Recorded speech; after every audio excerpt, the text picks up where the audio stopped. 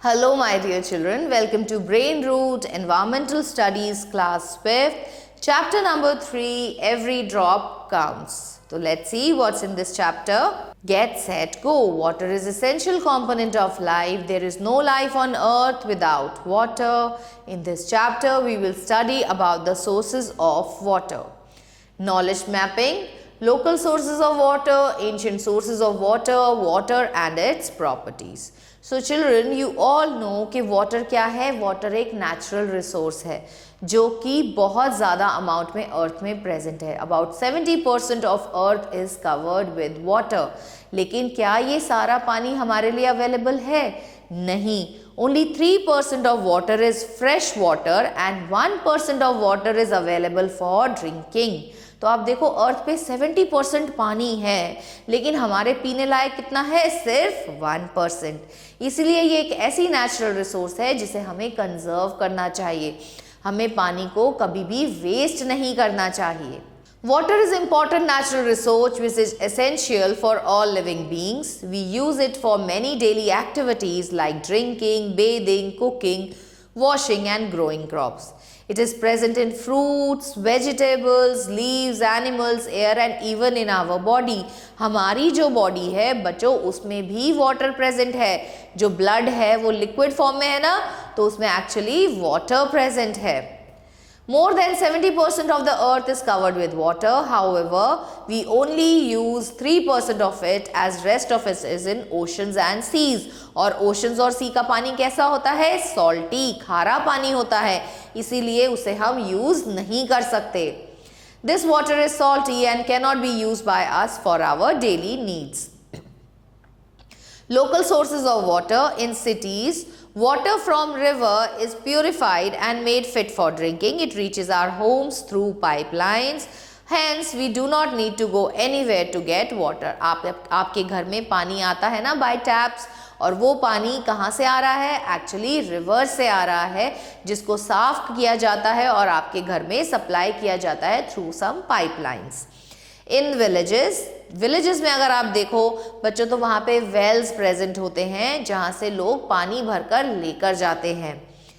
These sources of water are usually situated at a distance from the village. तो लोगों को पानी use करने के लिए पानी को अपने घर तक भरकर लेकर जाना होता है.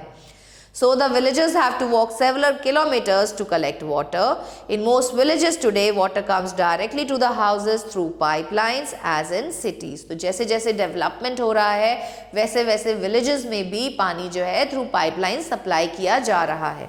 Ancient sources of water. In ancient times, many people lived in places that were not close to any rivers.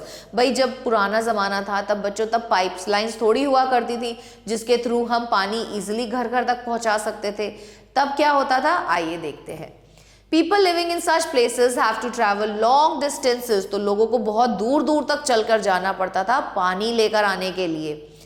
Water in mud pots or other containers. Sometimes they had to walk 5 to 10 kilometers. इतनी दूर तक चल के जाना पड़ता था पानी भरने के लिए उन्हें. To reach the nearest source of water. Even today in some part of the world, people travel long distances to fetch water. Bauli. Bauli in Hindi and Vav in Gujarati means step well. A bauli or a step well is a deep well in which water can be reached by climbing down a number of steps. तो आप यहाँ पर देख सकते हो ये क्या है? ये एक बावली है. तो यहाँ पर नीचे की तरफ में पानी जो होता था वो स्टोर्ड रहता था और आपको ये स्टेप्स नीचे उतर के जाना पड़ता था पानी को भरने के लिए. These are ancient water reservoirs where huge amount of water could be stored.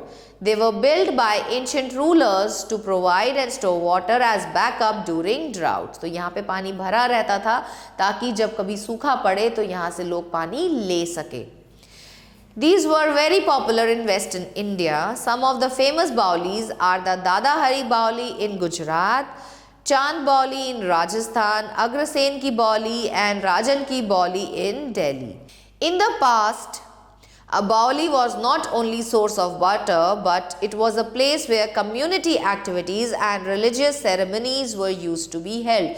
तो बाउली में सिर्फ पानी ही नहीं होता था बच्चों, यहाँ पर different type की activities भी होती थी.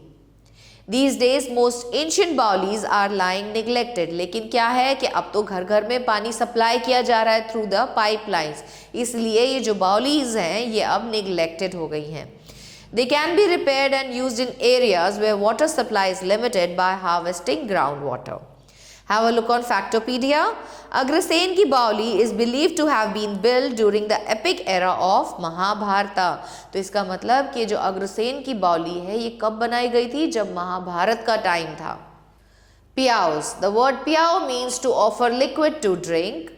It refers to the offering of water to thirsty people. During hot days, traveler on the road might need a glass of water to quench their thirst. तो बच्चों क्या किया जाता था कि भाई पानी लोगों को पहुंचाया जाता था, तो इसको हम बोलते थे पियाओ. तो इसलिए ना जगह जगह पे पियाओ बनाए जाते थे ताकि जो ट्रैवलर्स हैं जो कि हॉट डे में ट्रैवल कर रहे हैं, गर्मी के कारण उनका गला सूख रहा होता था, वो वहाँ से इजीली अपनी प्यास को बुझा सके. They can quench out their thirst. To serve the travelers with water, we can see earthen pots full of water on roadsides. तो वहाँ पे क्या किया जाता था? पियाओ बनाए जाते थे, earthen pots रखे जाते थे पानी के. These are called piyaos. Anybody can drink water from these piyaos. तो यहाँ पर किसी के लिए भी discrimination नहीं था, जिसको भी प्यास लगती थी वो यहाँ से आके पानी पी सकता था. In some places there are piyaos for animals as well. Serving water to thirsty is a form of social service. The Gurudwara Nanak Piyao is a historic Gurudwara in Delhi. It is said that Guru Nanak Dev Ji often stayed there and offered cool water to the thirsty wayfarers with his own hands. तो यहाँ पर आप देखते हो कि लोग पानी पिलाना ये जो होती है बच्चों, ये एक बहुत बड़ी सेवा होती है. किसी प्यासे की प्यास को बुझाना बहुत बड़ी सेवा होती है. तो हम क्या देखते हैं कि गुरुद्वारा नानक पियाओ जो है ये सबसे पुराना पियाओ था और ऐसा माना जाता है कि यहाँ पे गुरु नानक देव जी खुद आके लोगों को पानी पिलाते थे. Irrigation. Watering fields by artificial means is called irrigation. You all know children that India is an agricultural country. तो यहाँ पर बहुत ज़्यादा अमाउंट में क्रॉप्स उगाए जाते हैं और क्रॉप्स कब उगते हैं? जब उनको पानी दिया जाए, अच्छे से उनको वाटर किया जाए, और इसी प्रोसेस को हम बोलते हैं irrigation. Well, tube wells, canals and tanks are some major sources of irrigation in India. Wells. Wells are deep holes dug into the ground to bring underground water to the surface. Water is drawn out wells using a bucket and a rope. तो आपने देखा होगा गांव में जैसे जब हम जाते हैं तो वहाँ पर कुएं खुदे होते हैं. ये कुएं खोदकर लोग इतने डीप इनको खोदते हैं कि वहाँ पे ग्राउंड वाटर जो है वो इजीली अवेलेबल हो जाए और फिर इसे पुली की सहायता से बकेट अंदर डाल के हम रोप से इजीली इस पानी को बाहर निकाल सकते हैं. Then we have tube wells. Tube wells are deeper than wells. इनको और ज़्यादा डीप डग किया जाता है and reach the source of water deep within the ground. They work on electricity. ये इलेक्ट्रिसिटी पे काम करते हैं. Diesel pumps to draw water out. Canals. Canal is an artificial river made to take water from artificial reservoirs such as dams. तो आपको पता है dams में बहुत ज़्यादा अमाउंट में पानी जो होता है वो स्टोर किया जाता है, तो वहीं पर हम बनाते हैं कनाल्स. छोटे छोटे कनाल्स बना लेते हैं जो कि आर्टिफिशियल रिवर को रिजेंबल करते हैं ताकि हम इजीली वाटर ले सके for the purpose of irrigation. A main canal is divided into many branches with a further divided into distributaries. Now canals are considered to be the best means of irrigation for crops. Tanks are constructed to collect rain water. बच्चों आजकल ये भी बहुत important है कि हम rain water को ही collect कर ले और इसको यूज करें अपने डिफरेंट काम करने के लिए. This rain water is then used for irrigating fields. Water wheel. A water wheel called rahat is a simple wheel with bucket or a set of paddles attached to its rim. यहाँ पर आप देख सकते हो एक राहत की photo को जिसको हम क्या बोलते हैं? water wheel. तो it rotates when the flowing water strikes the bucket. While rotating, water in the bucket fall on the other side. तो जैसे जैसे ये मूव करता है बकेट से पानी जो है वो दूसरी तरफ गिरता जाता है. While rotating, the water in the bucket fall on the other side and this water is directed into various water channels to feed the crops. The most common use of water wheel was to grind flour in mills. Pair and share. What is the important natural resource? Water is an important natural resource. How much portion of earth is covered with water? About 70% of earth is covered with water. Hydro electricity, children you all know कि जो electricity है वो किससे prepare की जाती है? पानी से प्रिपेयर की जाती है। तो बड़े बड़े डैम्स बनाए जाते हैं, वहाँ पर टर्बाइंस प्रेजेंट होते हैं जो हर वक्त मूव करते हैं, और जब फ्लोइंग वाटर इनके ऊपर फॉल करता है तो it helps in the generation of electricity. Huge dams and reservoirs are built on rivers to store water. This water is released into canals and used when required. By controlling the speed of this flowing water, it can be used to move a turbine. This turbine can be used to grind flour in a mill or generate electricity. Electricity generated by water is called as hydroelectricity.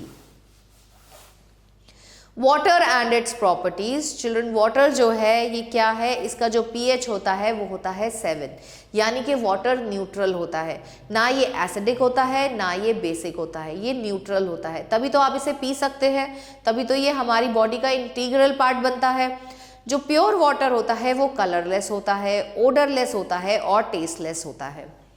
It exist in 3 states, पानी जो है वो 3 state में exist कर सकता है, solid state, liquid state and gaseous state. Solid state में आपने देखा है आपके फ्रीजर में क्या जमी होती है? आइस। तो आइस क्या है? सॉलिड स्टेट ऑफ वाटर है। और लिक्विड स्टेट तो आपको पता ही है, पानी अपने आप से ही है जिसको आप ग्लास में डालते हो और पी जाते हो। देन इसी वाटर को अगर हम बॉईल कर दे तो क्या होगा? Water will change into water vapour और स्टीम। तो ये क्या है? ये है gaseous form of water. Floating, sinking, mixing. Have you ever wondered why stones and iron nails sink in water while the thermocol or dry wood floats? तो जो object float कर जाते हैं या कुछ ऑब्जेक्ट ऐसे आपने देखा है जो सिंक कर जाते हैं, तो ऐसा क्यों होता है बच्चों? It depends on the density of the substance. जिसकी ज़्यादा डेंसिटी होगी वो पानी में सिंक कर जाएगा और जिसकी डेंसिटी कम होगी वो पानी में फ्लोट करेगा। Density in simple terms is the relation of weight of the substance to its size. If an object is more dense than water, then it will sink. Stones and iron nails are heavy and are more dense than water. That is why they sink.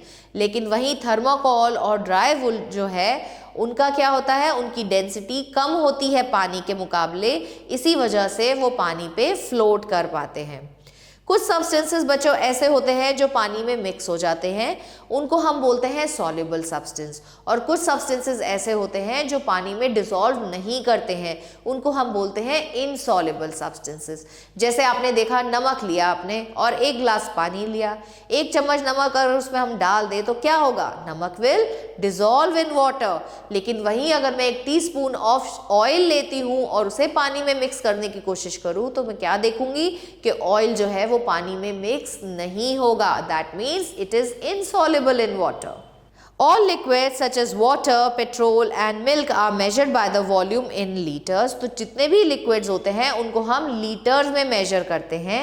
Liter is the standard unit of measurement of capacity. मतलब जो हम liquids को measure करते हैं उसकी जो unit है, standard unit है, वो है लीटर। Small quantities को हम measure कर सकते हैं बच्चों मिलीलीटर में, और 1 लीटर जो होता है वो इक्वल होता है 1000 मिलीलीटर के। Have a look on keywords. Bauli, deep wells in which water can be reached by climbing down steps. Pyaus, offer liquid to drink. Irrigation, watering fields by artificial means. Hydroelectricity, electricity generated by water. Density, it is the relation of the weight of the substance to its size. Points to ponder. More than 70% of earth is covered with water. Steep wells were built in earlier times to collect and store rainwater. Pyaus were made in earlier times for long distance travelers. Watering of fields by artificial means is called irrigation. Wells, tube wells, canals are major source of irrigation in India. Sprinkler system, water wheel, windmill and water wheel are some devices used for irrigation in the field. Water in its purest form is colorless, odorless and tasteless. An object sinks or floats in liquid depending on its density. Now have a look on its exercise.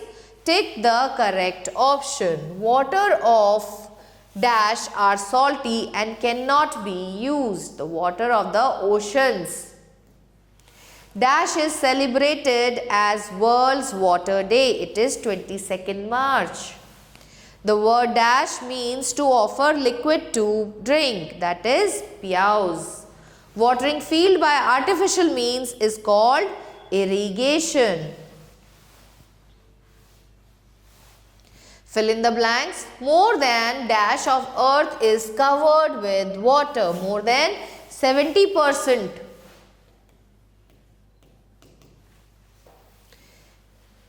People get water from rivers, lakes and ponds. Dash are considered to be the best means of irrigating crops. तो इसमें बच्चों आप कोई सा भी method लिख सकते हो, स्प्रिंकलर मेथड लिख सकते हो, ड्रिप इरिगेशन लिख सकते हो या आप ट्यूब वेल्स भी लिख सकते हो. The electricity generated by water is called hydroelectricity.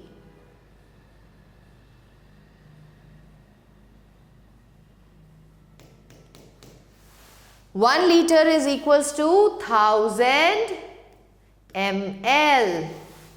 Water reaches our houses through rivers. True. Pyaus were common in Gujarat and Rajasthan. This is false. Tanks are constructed to collect rainwater. This is true. ml is the standard unit for measurement of liquid. This is false. Water exists in 3 states. This is true. Match the following. बावली. बावली क्या होती है बच्चों? एक step well. Pyaus, earthen pots full of water at roadside. Irrigation, watering of fields by artificial means. Wells, deep holes dug into the ground. Water wheel, simple wheel with a bucket. With this, we have come to the end of this chapter. Hope you have understood this chapter nicely, children. Stay tuned for the new video. Till then, goodbye.